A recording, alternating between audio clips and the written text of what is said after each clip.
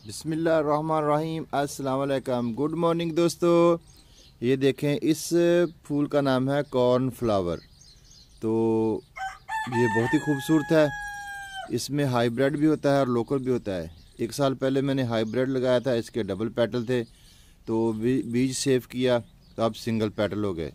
तो मैं आपको डबल पेटल वाला भी दिखाता हूँ। ये देखें, ये डबल पेटल वाला, क्योंकि जब हम हाइब्रिड बीज लेके आते हैं ना तो इस तरह के डबल पेटल होते हैं।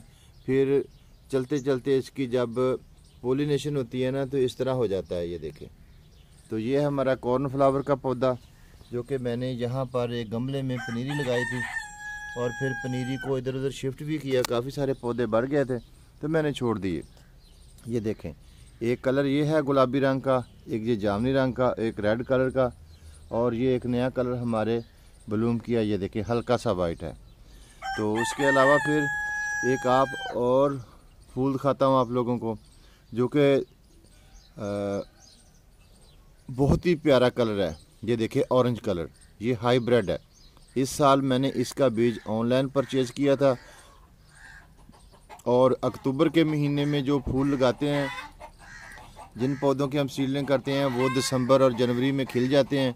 तो मैंने ये लास्ट जनवरी में लगाया था और लास्ट जनवरी में अब ये फूल मार्च के 20-21 तारीख को ये खिल रहा है। देखिए कितना बड़ा फूल है।